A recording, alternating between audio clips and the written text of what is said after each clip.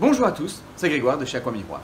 Alors aujourd'hui, je vais vous faire une petite vidéo un petit peu particulière. Je vais profiter que l'on a en magasin un certain nombre de poissons appartenant à un groupe un peu particulier, un groupe que j'apprécie beaucoup et je vais en profiter pour vous faire un petit topo, pour vous parler de cette fameuse famille de poissons qui est pas si fréquente que cela en aquarium, mais qui vaut quand même la peine d'être connue parce que vraiment très particulière, très spéciale. Cette famille, ce sont les Polyptéridés.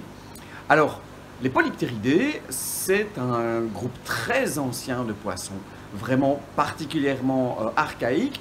Ils sont caractérisés justement par un squelette qui n'est pas encore totalement ossifié, qui contient encore pas mal de cartilage.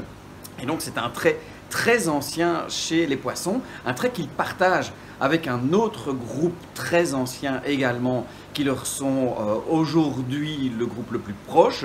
Il s'agit du groupe des esturgeons. Donc deux grandes familles qui ont l'air comme ça, très éloignées, qui ne se ressemblent pas du tout, mais qui possèdent tous les deux cette caractéristique archaïque. Alors c'est un groupe qui est vraiment issu du passé, qui a eu une période relativement abondante il y a très longtemps et qui ont aujourd'hui presque tous disparu. Donc ils font partie du grand groupe des polyptériformes. Alors voilà, je parle des polyptéridés. Polyptériformes, c'est une manière de classification. À l'occasion, je vous expliquerai un peu plus longuement comment est-ce qu'on classe justement les poissons et les êtres vivants en général. Les polyptériformes, ils ont pratiquement tous disparus et même tous vécus à la période du Crétacé. Donc on remonte à très longtemps. On est à 140 millions d'années et ils ont tous disparu pendant cette même période. Alors on les connaît relativement mal, je vous l'avais dit. Leur squelette est principalement constitué de cartilage, ça se fossilise mal et donc on connaît très peu l'histoire de ce groupe de poissons. On a très peu de fossiles. On sait qu'il existait plusieurs familles, mais on ne sait même pas les nommer à l'heure actuelle. Il existait à l'époque, en tout cas on a des traces à l'époque d'une douzaine de familles, d'une quarantaine d'espèces connues à l'heure actuelle qui ont totalement disparu. Il ne reste aujourd'hui que 13 espèces dans le genre Polyptérus et une espèce dans le genre Herpetoictis que je vais vous présenter maintenant. Même si on a des traces de leur présence passée en Amérique du Sud, les Polyptérus aujourd'hui ne se trouvent plus que sur le continent africain. On en trouve un petit peu partout aujourd'hui. Certaines espèces ont une aire de répartition un petit peu plus restreinte que d'autres. Alors ce sont des poissons qui ont une certaine taille quand même. Ils font entre 30 cm et presque 1 mètre, en tout cas dans les espèces qui ont survécu jusqu'à nos jours, puisque on a encore des traces fossiles. Le plus petit faisait un maximum de 2,5 cm. Alors ça aurait été très marrant de les voir dans nos aquariums aujourd'hui. Mais le plus grand connu à ce jour faisait presque 4 mètres. Donc là, c'était quand même une assez grosse bestiole.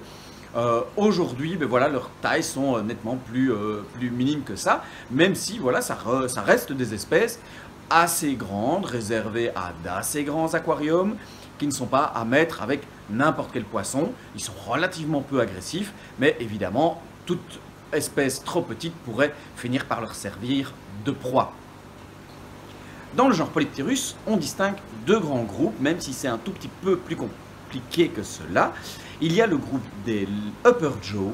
Ce sont donc les Polyptérus qui ont une mâchoire supérieure légèrement plus grande que la mâchoire inférieure, qui donc sont des poissons qui vont plutôt se nourrir sur le fond, à la recherche de petits invertébrés, voire de petits poissons benthiques.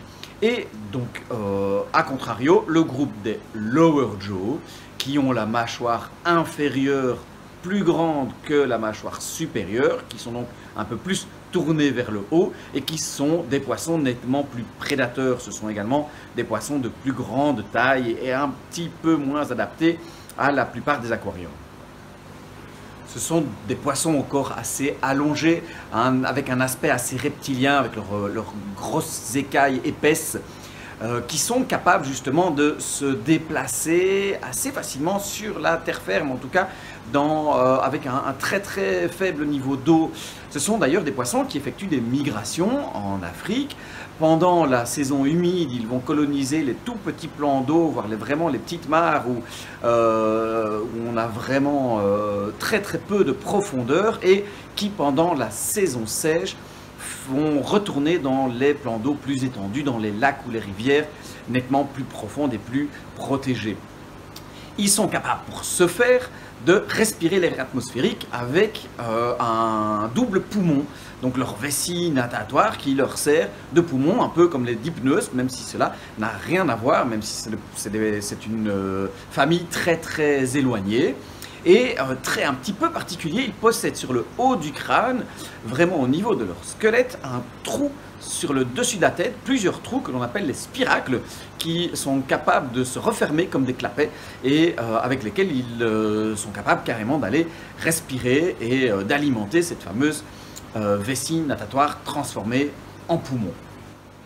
Il y a même d'ailleurs des expériences scientifiques un petit peu particulières qui ont montré qu'il était tout à fait possible d'élever certaines espèces pendant une grande partie de leur vie totalement en dehors de l'eau, simplement en les maintenant humides et en les nourrissant de cette manière-là.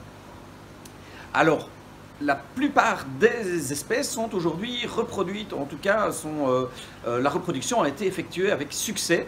On en trouve même dans l'espèce la plus classique, le Polypterus senegalus, des variétés albinos, voilées, voire même balloon. Bon voilà, après c'est chacun son truc pour ce genre de choses-là. Nous ici on préfère nettement les variétés tout à fait naturelles. Alors, c'est vrai que si elles sont donc presque toutes élevées, la plupart des individus aujourd'hui disponibles en aquarium restent issus de la pêche locale, alors que les fervents défenseurs de la nature et des poissons d'élevage se rassurent, cette pêche est totalement durable. Les pêcheurs ont une pêche ciblée pour ces poissons-là et ne les pêchent pratiquement que dans le but aquariophile, et ils savent que ça va leur donner un revenu supplémentaire qui va leur permettre de nourrir leur famille correctement. Ce sont des espèces qui sont assez peu consommées sur place. Vraiment, la grande majorité qui sont pêchées sont pour le commerce aquariophile, et vraiment des pêches précises qui visent ces espèces-là et pas d'autres. Ce sont rarement ce qu'on en appelle des bycatch, donc c'est voilà, quelque chose qui est très très ciblé et tout à fait écologique. Alors ce sont des espèces assez faciles à maintenir en aquarium, bien sûr en faisant attention à la taille qu'ils peuvent atteindre, en tout cas d'une espèce à l'autre. Ce sont des espèces qui sont très peu regardantes au niveau de la qualité de l'eau, qui tolèrent très très bien des eaux dures et calcaires comme l'eau qu'on a habituellement au robinet, et qui tolèrent très facilement tout type de nourriture, y compris de la nourriture sèche. Alors mon petit truc à moi quand j'ai des espèces ici à maintenir, je les nourris principalement à la nourriture pour esturgeons. C'est une nourriture en petits granulés qui coule vite, qui est très très bien adaptée à eux, et en plus ça reste quand même le groupe le plus proche à l'heure actuelle de poissons pour qui on fait une nourriture spécifique. Et j'en ai déjà maintenu pendant plusieurs années avec cette nourriture-là. Ils grandissent très bien, développent de belles couleurs, donc c'est vraiment un petit truc que je vous donne, en tout cas si vous êtes détenteur de ce genre de bestioles. Toutes les espèces ont déjà été maintenues en aquarium, toutes les espèces sont parfois en tout cas disponibles, même si certaines sont plus rares que d'autres. Et si je ne me trompe pas, toutes les espèces ont déjà fait un petit tour par ici au magasin. D'ailleurs, elles ont toutes déjà été reproduites à l'exception d'une seule, le Polypterus wexi, qui est l'une des plus grandes et qui pour le moment échappe encore à la reproduction, mais sinon voilà, toutes ont déjà été reproduites, en tout cas au moins quelques fois en milieu aquariophiles. Alors, parmi ces espèces, on peut en citer quelques-unes un peu emblématiques. Il y a le Polypterus congicus. Il s'agit là vraiment du plus grand des Polypterus. On est à presque 1 mètre à taille adulte, donc là, clairement pas à mettre dans tous les bacs. On peut citer également le Polypterus ornathipinis, clairement, probablement le plus coloré, en tout cas l'un des plus jolis Polypterus. Il a un patron assez particulier, assez différent des autres. On a ici le Retropinis.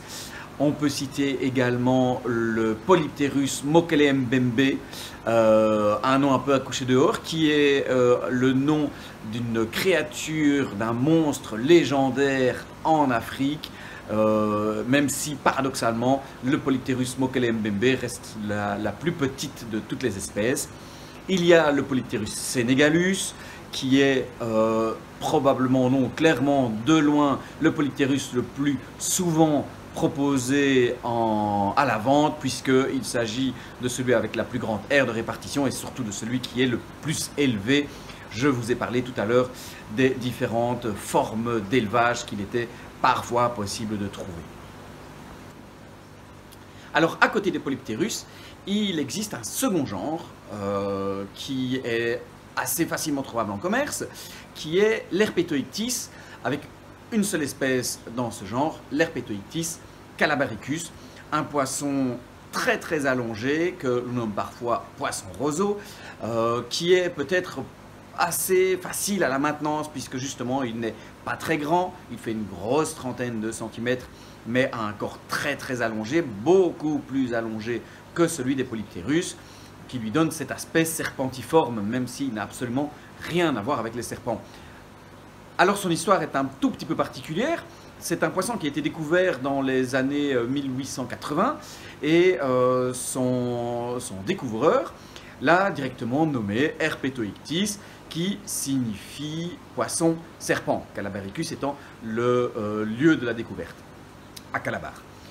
Alors, très peu de temps après, il a changé d'idée et il a décidé de le renommer Calamoichthys, ce nom sous lequel on le commercialise encore parfois, et certains le connaissent un peu sous ce nom-là également, même si changer de nom comme ça, alors qu'il y a déjà eu une description scientifique, eh bien, on n'a pas le droit.